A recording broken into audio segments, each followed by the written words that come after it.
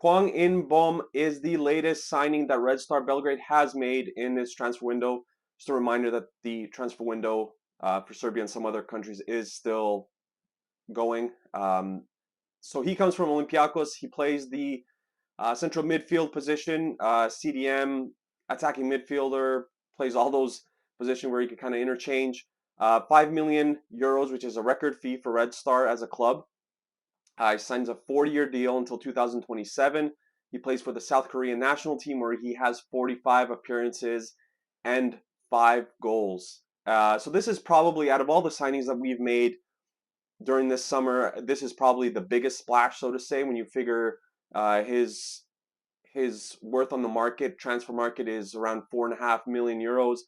A lot of big teams were looking to sign him. There was rumors about Freiburg. There was rumors about Napoli. There was rumors about Dinamo Zagreb. I think Fenerbahce was interested in him, Galatasaray, and obviously we're the team that's lucky enough to get him and acquire him from Olympiacos. So I think that this was a much needed signing. So I think going into this season, Kangwa was pinned as the starter next to Marko Stamenic, who has done exceptionally well this season. Kangwa has been very inconsistent this season. I thought they would show a lot more consistency in his, I guess, what is his second full season with Red Star. I thought he would show a lot more consistency. He goes through some matches. He goes through 20, 30 minutes where he's exceptional, where he does a lot of things very well, and then the next 60 minutes he'll disappear and you won't see him anywhere. And that's an issue, especially when you're heading into the Champions League. Um, Hwang does a lot of things very well. Ambidextrous, he can play with both feet.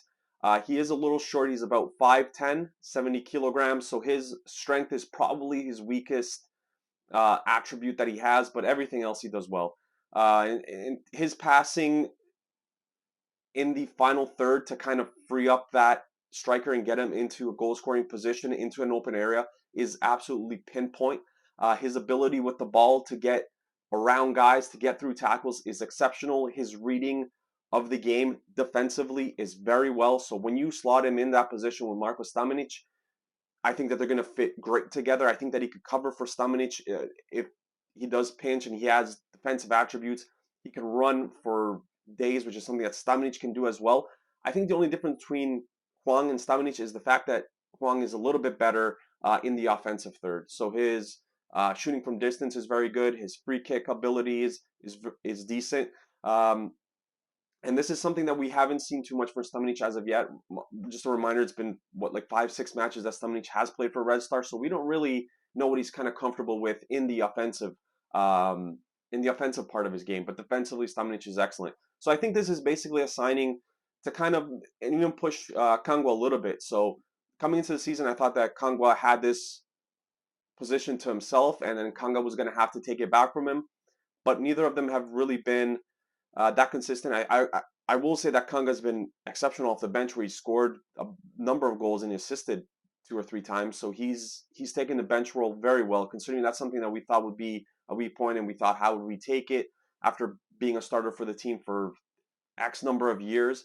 So it's great to see that he's kind of fully taking that bench role to heart, and I hope Kangwa does the same thing, because I just don't see how Kangwa sticks to a starting position with Ivanic back, and um, now you have the new signing, and then you have Stamenic, and you have Katai, who might come, who is gonna, set to be back, and then Kanga and all this stuff. So, yeah, everything that he does is just so technically sound. His speed allows him to recover. Like if he ever does kind of mess up and lose the ball, and whatever the case may be, his speed allows him to kind of regain position and to go into a tackle pretty much. One thing I'll say is about him offensively, the one characteristic that he does have that Kanga had as well is that he likes to kind of dribble in his own third, which is something he's going to have to be careful with in the Champions League with quality teams like Salzburg, City, and Young Boys. You're going to try to eliminate that as much as you possibly can, because you don't want to create needless opportunities for the opposition to score a goal. So that's something that he's going to have to work on. But in terms of his tackling, his reading of the game to kind of realize when the opposition's player is either stuck or doesn't know what to do with the ball, and then his uh, interpretation of how to read the game or what he's going to do, I think, is excellent as well. Just watching some of his YouTube stuff, he reads the game extremely well, and it's almost like he knows what the opposition's player is going to do before he even does it. So I think that's a characteristics as a CDM or a central midfielder that you have to have. One thing I'll say about him as well this season, he hasn't played at all. So he hasn't played any matches. Man City is coming up on the, I want to say 18th or 19th. So we have 2 weeks, less than 2 weeks until we get there. So we're going to have to get him up and going. I honestly wouldn't be surprised if he doesn't start. I know how that sounds when you sign a player for that much money. I know how it sounds. You sign up for a lot of money and then he doesn't start. We'll see how well this goes, how fast he gets into training, and we have the international break now, so how Barack Bahar is going to run that, we'll see. But yeah, we're going to need to get him up to speed quickly because the Man City game is fast approaching, and we're gonna if we can get him ready for that game, that'd be great. And if not, then he's going to be ready for the other 5 matches. But we need to get him going as fast as we can. Again, the biggest signing in Red Star history in terms of the money, and a lot of the people who have played with him have been saying very good things about him in terms of him as a player. A little bit like NDI, he's bounced around a little bit, so he's played in a bunch of teams in the last few years, so you kind of question that as well. Although sometimes I really don't think that's up to the player. If you outgrow a certain league or a certain team within a year, you're obviously going to look for a new team to join or a better league to join. So I don't think a lot of that stuff is, sometimes it doesn't reflect on the player himself. He could just be very good where he outgrows every league very quickly and he looks for the next challenge. So I don't think that's any way um, Hwang's problem or anything like that. It could just be that he's very good. So honestly, I'm really looking forward to this acquisition, and I think it's a huge need that we've filled now. So now we have someone we could slot in next to Marko Stamenic, and I don't think we're gonna have to worry about his production and what he's able to do. And I fully think that he will be better than the price tag that Red Star did pay for him. And this obviously leaves that one position, I guess, in that midfield if you're playing with, the three midfielders with Mirko Ivanic playing there as well.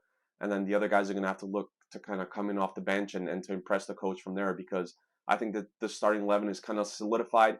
I would say with NDI coming into the team, I expect him to start as well. So we'll see what that happens with, Bukari, Mitrovic, and Olajinka, because I assume Cresol is going to start. So one of them is going to have to be the odd man out, because I think Olajinka could possibly slot into the right wing back position or left wing back position. So that means that Bukari and or Mitrovic's position or starting position could be in jeopardy. We'll see what Bahar does in terms of mixing up the lamps, because now we have Champions League, we have the domestic league, and then soon we're going to have the cup as well. So he's going to have to tinker with the lineup a little bit. And I think now is the time in the year where a lot of the guys who are going to be coming off the bench, a lot of them are going to be getting their chance to start in the domestic league with the pace of Champions League, domestic league, and the cup coming up very soon. So a lot of the guys who that I've said that are going to come off the bench, like Kanga and Kangwa, might get a chance in the starting lineup, because it is a lot of matches to go through in a very short period of time. So love the new signing. If you have watched Hwang play, please comment please leave a comment below. Let me know what you think of him. Let me know if you think he's worth the money and how he slots in at Red Star.